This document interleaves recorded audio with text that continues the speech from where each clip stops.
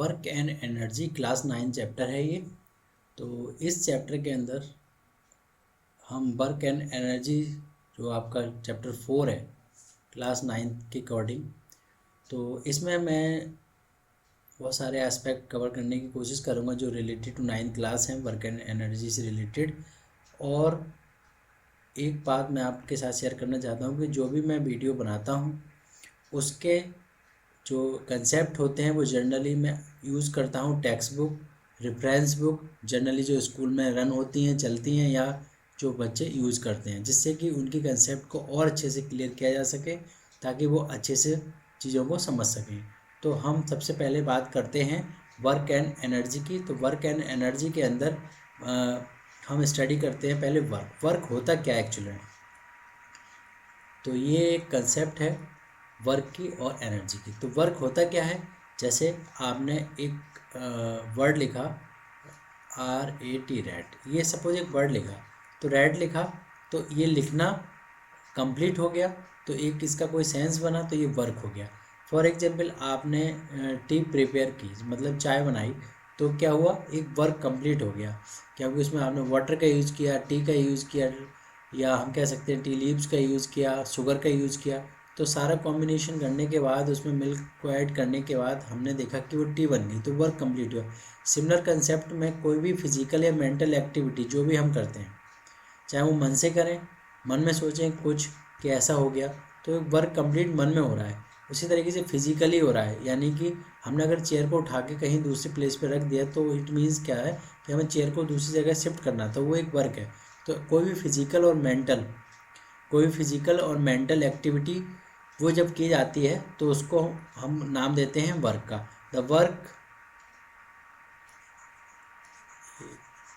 The work means any kind of mental और physical activity. For example we say that we are doing work while reading books, cooking a food, walking on a level road with a box on our head।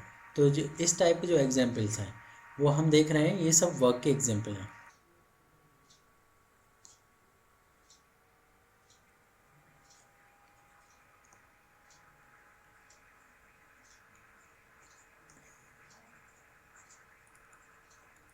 तो यहाँ पे हमने देखा work क्या है, work set to be done by a force on a body or on an object if the force applied causes a displacement in the body or object।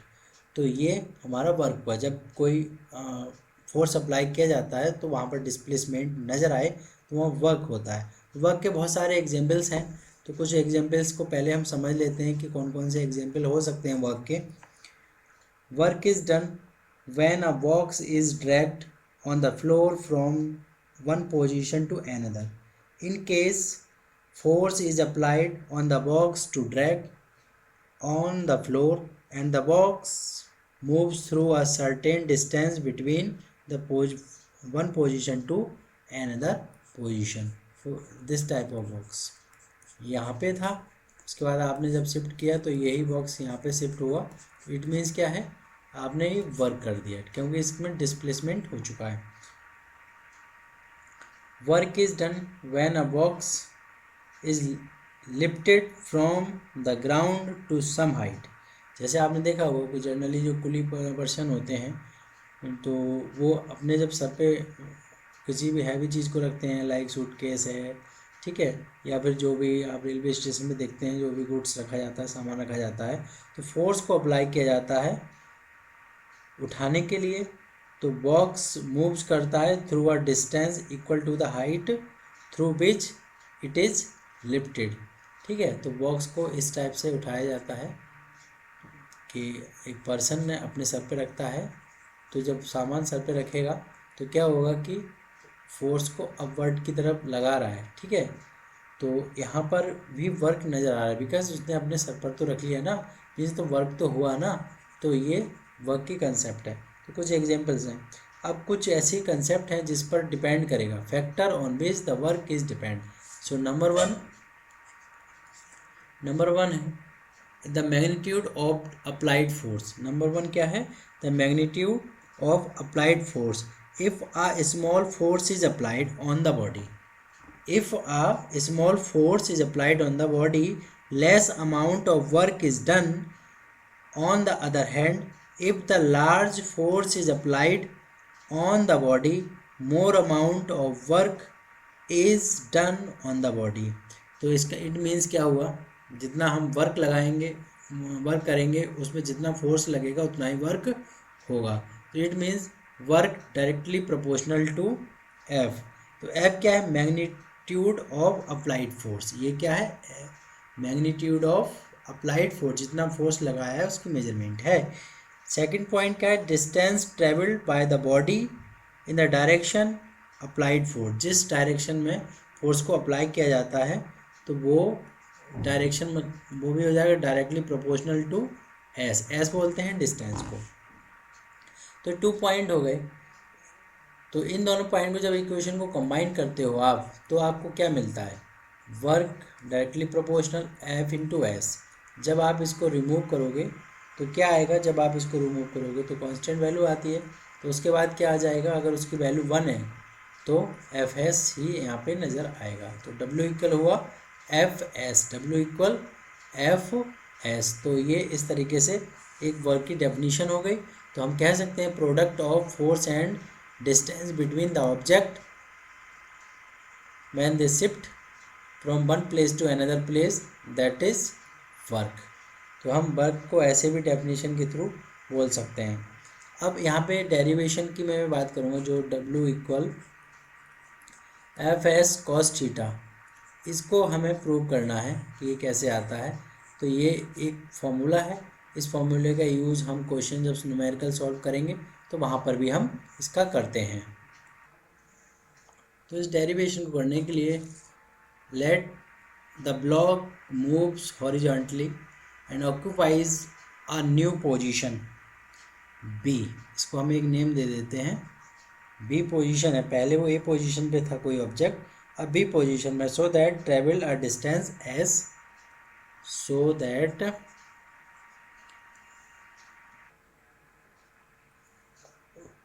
let the block moves horizontally and occupies a new position B, so that travels a distance s horizontally.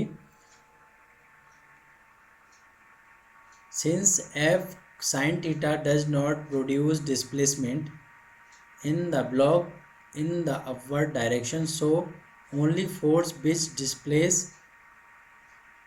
the block in f cos theta. तो यहाँ पे हम sine theta का use नहीं करेंगे, क्योंकि जब box को कहीं प्लेस पे चेंज किया जाएगा तो ये देखो, ये आपका मैं कह सकता हूँ एफ साइन थीटा ही है, यानी अपर डायरेक्शन है। मैंने उसको ऐसे शिफ्ट किया तो हुआ क्या? जब ऐसे शिफ्ट किया गया तो जो फोर्स लगा है एफ कॉस थीटा के फॉर्म में लगा है, ठीक है। तो अब ब्लॉक आपका यहाँ पे शिफ्ट हो चुका है। तो इसके बीच में जो डिस्टेंस है वो कितना डिस्टेंस है? एस डिस्टेंस है। अब हम ये क्या बोल सकते हैं कि work equal force applied, work equal force applied into distance travelled by the body. तो डिस्टेंस ट्रेवल की है, कितनी डिस्टेंस ट्रेवल की है? एस, और फोर्स कितना अप्लाई हुआ है? एफ कॉस थीटा, ठीक है। तो अब इसको हम ऐसे भी तो राइट करते हैं, F S cos theta, right. तो ये आपका फॉर्मूला ऐसे आ जाता है।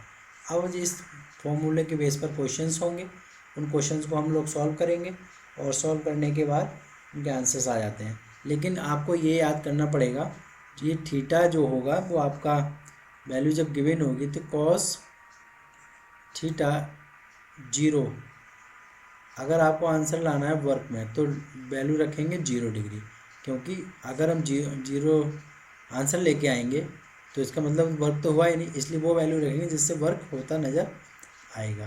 तो 30 की वैल्यू ये होती है और cos 90 की वैल्यू कितनी होती है? cos 90 की वैल्यू होती है 0। अगर मुझे वर्क लाना है कि कोई भी वर्क नहीं हुआ तो मैं वहाँ पर वैल्यू रखूँगा 0, जिससे कि 90 रखूँगा वैल्यू, जिससे कि आपका आंसर आ जाएगा 0। अगर मुझे लाना है कुछ वर्क हुआ है, कुछ हैपन हुआ है, तो मैं वैल्यू रखूँगा 0, उसका आंसर आ जाएगा 1, यानी cos 0 डिग्री इक्वल 1, तो वर्क नज़र आएगा। तो इस तरीके से हम समझ पाते हैं। तो वर्क क्या है, such work is done as positive work done. तो इस तरीके का जो वर्क होगा, जब वैल्यूज़ कुछ नज़र आएंगी तो पॉजिटिव वर्क डन बोला जाएगा। वर्क एक स्केलर क्वांटिटी है, वर्क एक स्केलर क्वांटिटी है बिकॉज ऑफ, आपको पता है डिस्टेंस के लिए डायरेक्शन चाहिए, ठीक है। तो यहाँ पर स्केलर क्वांटिटी, वर्क एक स्केलर क्वांटिटी है, राइट। तो आप इसको याद करेंगे, do produce two vector quantity dot product of two vector quantity gives the scalar quantity, so work is scalar quantity. तो आपको ये याद करना है और इसकी प्रैक्टिस करनी है, फिर हम लोग इस पर क्वेश्चन करेंगे। So thank you for watching this video.